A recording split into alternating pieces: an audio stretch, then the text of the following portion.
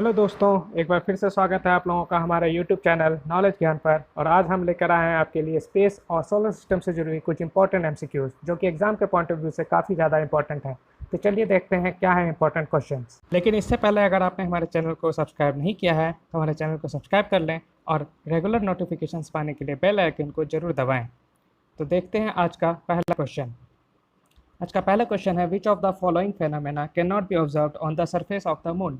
तो चंद्रमा के सतह पर इनमें से कौन सी घटना को नहीं देखा जा सकता है? तो इसका आंसर होगा डी, ट्विंकलिंग ऑफ स्टार्स। दोस्तों, ट्विंकलिंग ऑफ स्टार्स जो है ये पृथ्वी पर देखा जाता है क्योंकि ये एटमॉस्फेरिक रिफ्लेक्शन के कारण होता है, यानी कि अपवर्तन के कारण होता है। और जब हमारी एटमॉस्फेयर जो है लाइट को ज़्यादा अपवर्तित करती है, ज़्यादा रिफ्लेक्ट करती है, तो स्टार्स जो हैं वो ब्राइट दिखते हैं, और अगर कम करती है तो वो कम ब्राइट दिखते हैं, कम चमकीले दिखते हैं। अब नेक्स्ट क्वेश्चन की ओर देखते हैं। नेक्स्ट क्वेश्चन है, which of the following planets has a revolution time shorter than it's rotation time. मतलब कि किस प्लैनेट को सूर्य के चारों बगल अब ऑर्बिट में घूमने में ज़्यादा समय लगता है, कम समय लगता है, और रोटेशन करने में अपने एक्सिस पे ज़्यादा समय लगता है। तो इसका आंसर होगा बी, वेनस। वेनस एक ऐसा ग्रह है जिसे अपने ही एक्सिस पे घूमने में ज़्यादा समय लगता है और सूर्य के चारों बगल एक ऑर्बिट, एक चक्कर लगाने में कम समय लगता है। उसका रेवोल्यूशन टाइम जो होता है वो होता है 224.7 डेज़। ये होता है अर्थ डेज़ के बराबर, 224.7 अर्थ डेज़। और रोटेशन टाइम जो होता है वो होता है 243 डेज़। ठीक है, और इसका साइज़ जो है वेनस का लगभग लगभग बराबर है अर्थ के, size is similar to earth. Now the third question is, which planet looks reddish in the night sky. कौन सी प्लेनेट जो है रात में लाल दिखती है? तो इसका आंसर होगा सी, मार्स, यानी कि मंगल ग्रह। और ये आपको बता दूं कि मंगल ग्रह पे जो है फेरिक ऑक्साइड यानी कि आयरन ऑक्साइड का जो मात्रा है वो काफ़ी ज़्यादा है, और वहाँ पे काफ़ी ज़्यादा आंधी भी होती है, तो जिसके कारण ये माना जाता है कि फेरिक ऑक्साइड जो है का जो लेयर है वो पूरे मार्स पर फैला हुआ है, जिसके कारण उसका कलर जो है रेड दिखता है। अब अगला क्वेश्चन है, which female astronaut spend the maximum time in space. तो किस फीमेल एस्ट्रोनॉट ने सबसे ज़्यादा समय स्पेस में बिताया है? लेकिन ये क्वेश्चन जो है ये सिंगल स्पेस फ्लाइट के बारे में पूछा जा रहा है, एक स्पेस फ्लाइट में। तो इसका आंसर होगा नन ऑफ दीज। दोस्तों, इसका आंसर है Christina Koch, CHRISTINA, Christina Koch. ये जो है यूएस की रहने वाली हैं और इन्होंने ही सबसे ज़्यादा टाइम बिताया है स्पेस में, यानी कि 328 डेज़, 328 दिन का समय इन्होंने बिताया है। लेकिन एक और क्वेश्चन इससे बनता है कि किस ऐसी एस्ट्रोनॉट है जिन्होंने सबसे ज़्यादा, फीमेल एस्ट्रोनॉट है जिन्होंने सबसे ज़्यादा समय बिताया है, मतलब कि एक स्पेस फ्लाइट विजिट में नहीं, काफ़ी सारे विजिट में। तो इनका आंसर होगा पैगी विटसन, जिन्होंने 3 स्पेस फ्लाइट्स किए हैं और 3 स्पेस फ्लाइट में मिलाकर 328 दिनों से ज़्यादा का समय लिया है। तो ये चीज़ आपको ध्यान में रखना है। Next question is, an astronaut in outer space will observe sky as. Astronaut जो है वो आउटर स्काई में स्काई का कलर कैसा देखेगा, स्पेस का कलर को कैसे देखेगा? तो इसका आंसर होगा B, black. Now the next question is, which of the following planets rotates in a direction opposite to the direction of Earth rotation. Earth जिस डायरेक्शन में घूमती है उसके अपोजिट में हमारे सोलर सिस्टम में कौन सी ग्रह घूमती है? तो इसका आंसर होगा वेनस, सी, वेनस, जिसको आप शुक्र के नाम से भी जानते हैं। ये ईस्ट टू वेस्ट घूमती है, हमारी अर्थ जो है वो वेस्ट टू ईस्ट घूमती है। और इसके साथ एक और प्लेनेट है सोलर सिस्टम में, यूरेनस। यूरेनस जिसको कि आप अरुण के नाम से भी जानते हैं। Next question is, what is the average distance approximate between the sun and the Earth. पृथ्वी और सूर्य के बीच में अप्रॉक्सीमेट डिस्टेंस जो है वो क्या है, एवरेज डिस्टेंस? और क्योंकि इलेप्टिकल है, अर्थ का जो ऑर्बिट है वो इलेप्टिकल है, ओवल शेप है, तो इसके कारण जो है इसलिए एवरेज डिस्टेंस पूछा गया है, क्योंकि वो एक समय पे घटती है और एक समय पे बढ़ती है। तो ये एवरेज डिस्टेंस है डी, 150 इंटू 10⁶ किलोमीटर, मतलब 150 मिलियन किलोमीटर। दोस्तों, मिलियन 10⁶ होता है और बिलियन जो होता है वो 10⁹ होता है। ये आपको ध्यान रखना है, ये भी इंपॉर्टेंट है, आपको दूसरी जगह भी ये काम आएगा। Now the next question is, NASA's this deep impact space mission was employed to take detailed pictures of which comet nucleus।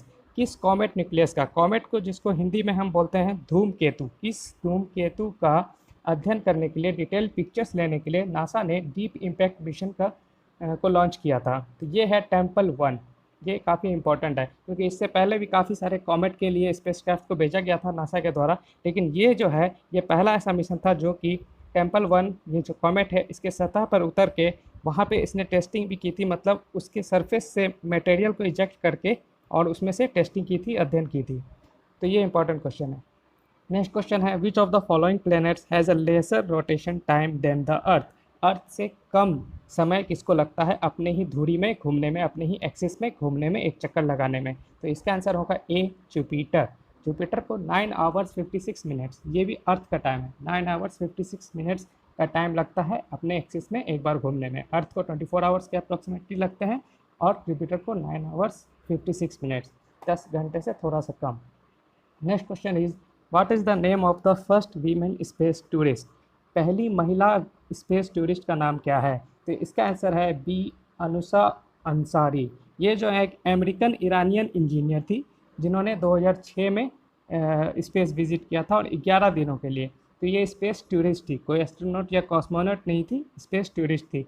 ये सेल्फ फंड अपने ही खर्चे पे गई थी और ये चौथी ऐसी थी स्पेस टूरिस्ट, लेकिन पहली मुस्लिम थी, फर्स्ट फीमेल और मुस्लिम स्पेस टूरिस्ट अगर बोला जाए तो वो भी अनुषा अंसारी ही थी अपने सेल्फ फंडिंग पे।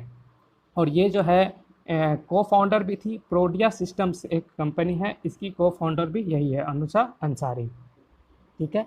और दोस्तों आपको एक चीज़ और बता दूं कॉस्मोनॉट्स और एस्ट्रोनॉट्स के बारे में, ये दोनों शब्द आपने सुने होंगे। कॉस्मोनॉट्स, तो कॉस्मोनॉट्स जो है वो उनको बोला जाता है जो रशियन स्पेस एजेंसी के द्वारा ट्रेनिंग और सर्टिफाइड जिनको किया गया था स्पेस में काम करने के लिए, उनको कॉस्मोनॉट्स। और बाकी एस्ट्रोनॉट्स उनको बोला जाता था जो नासा जैसे कि National Aeronautics and Space Agency, ESA European Space Agency, CSA Canadian Space Agency और JAXA Japan Aerospace Exploration Agency, इन चारों एजेंसीज के द्वारा जिनको सर्टिफाइड किया जाता था, ट्रेन किया जाता था स्पेस में काम करने के लिए, उनको एस्ट्रोनॉट्स बोला जाता था और रशियन के लिए कॉस्मोनॉट। जैसा कि आपको पता ही होगा काफ़ी ज़्यादा कोल्ड वार चलता था रशिया और यूएस के बीच में, और स्पेस रेस भी इन दोनों के बीच में काफ़ी हुआ है।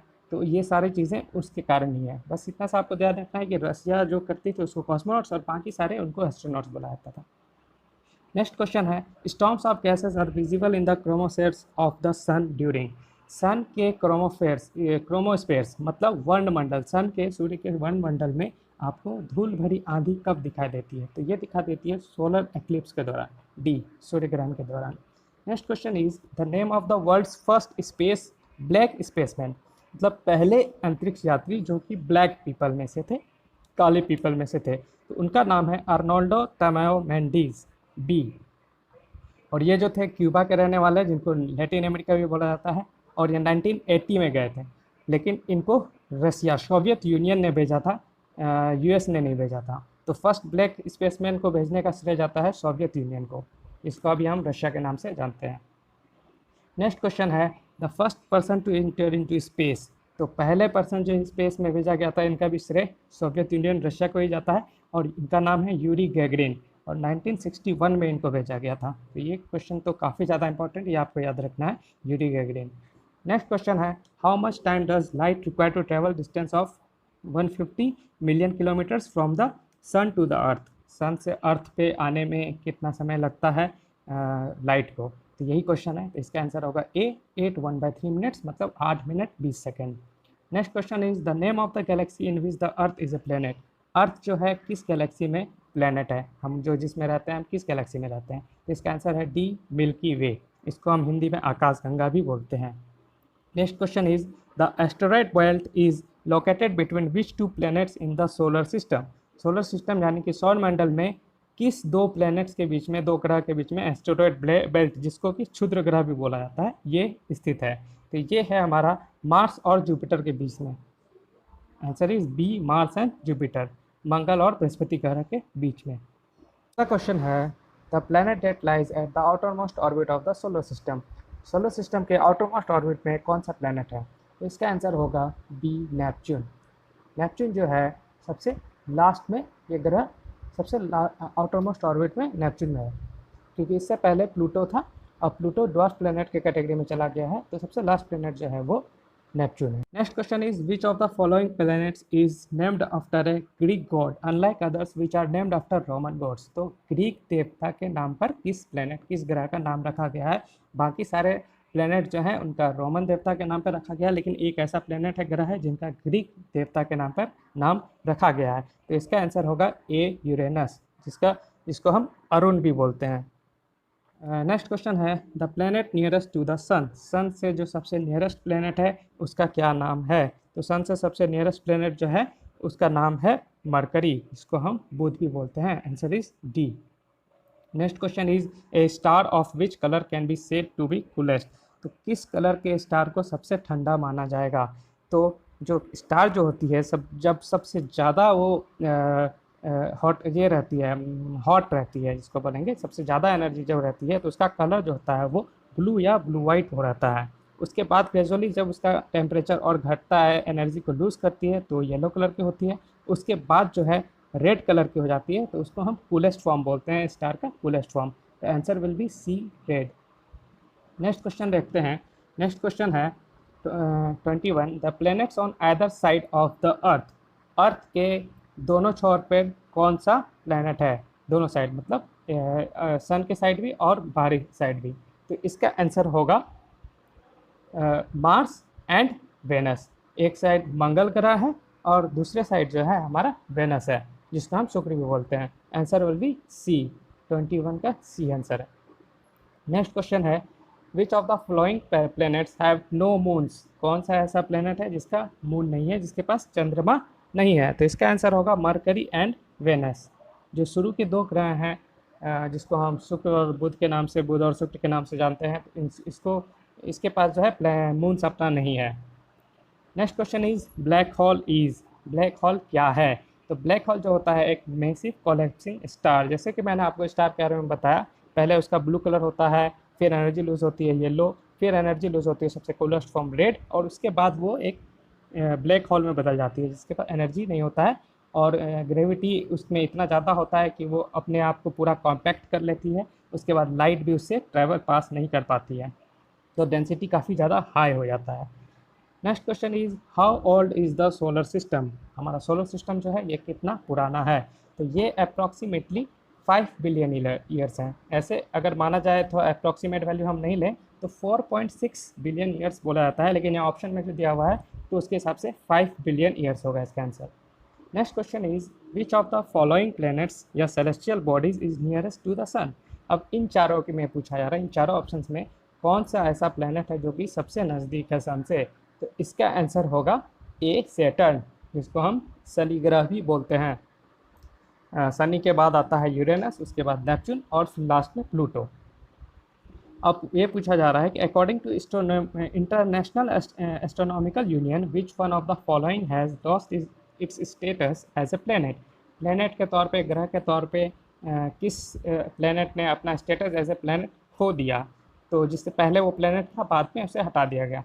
तो ये है डी, प्लूटो। 2006 में प्लूटो ने अपना प्लैनेट का जो है ग्रह होने का श्रेय जो है वो खो दिया है, और उसके बाद अब इसे ड्वार्फ प्लैनेट, बौना ग्रह के नाम पे जाना जाता है 2006 में। और प्लूटो जो है 1930 में डिस्कवर खोजा गया था, 1930 में, और 2006 में इसने अपना प्लैनेट होने का स्टेटस गंवा दिया। Next question is New Horizons spacecraft was launched by NASA to study which of the following planet. किस ग्रह के बारे में जानकारी प्राप्त करने के लिए, अध्ययन करने के लिए न्यू होराइजन्स स्पेसक्राफ्ट का लॉन्च किया गया था? तो न्यू होराइजन्स का लॉन्च किया गया था प्लूटो के बारे में स्टडी करने के लिए, बी प्लूटो, और ये जनवरी 2006 में लॉन्च किया गया था। Next question is the coldest planet in the solar system is. जो सोलर सिस्टम में हमारा सबसे कोल्डेस्ट प्लैनेट, ये भी एक ट्रिकी क्वेश्चन है, इसको आपको ध्यान से रखना है।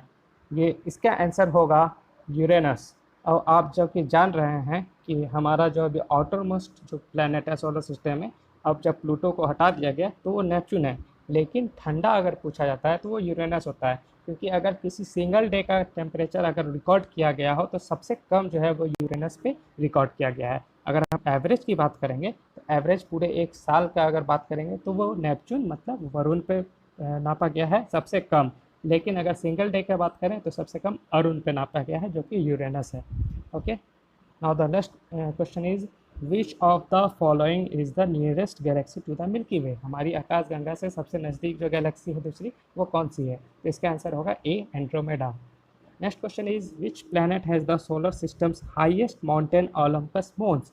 ओलंपस मोन्स जो माउंटेन है ये किस प्लैनेट पे है, और ये सबसे हाईएस्ट प्लैनेट, ये हाईएस्ट माउंटेन है हमारे सोलर सिस्टम का, लेकिन ये प्लैनेट पे है। पहले इसके बारे में हम बात करते हैं। ओलंपस मोन्स जो है ये मार्स पे है, डी मार्स पे, और इसका हाइट जो है लगभग 2.5 गुना है हमारे माउंट एवरेस्ट से, 2.5 times larger than mount Everest. अब हम बात करेंगे पूरे सोलर सिस्टम पे। तो प्लैनेट पे जब हमसे पूछा जाए कि सोलर सिस्टम में सबसे बड़ा माउंटेन कौन सा है जो कि प्लैनेट पे है, तो वो होगा ओलंपस मोन्स। लेकिन अगर ये नहीं पूछा जाए कि प्लेनेट पे, सिर्फ पूछा जाए कि सोलर सिस्टम में जो है वो सबसे हाईएस्ट माउंटेन कौन सा है, तो इसका अभी नया डिस्कवरी हुआ है जो कि साइंटिस्ट ने किया है। इसका नाम है रिया सिल्विया, RHEASILVIA, रिया सिल्विया, जो कि वेस्टा नाम के एक एस्टेरॉयड पे है। एस्टेरॉयड यानी कि आपको मैंने बताया क्षुद्र ग्रह,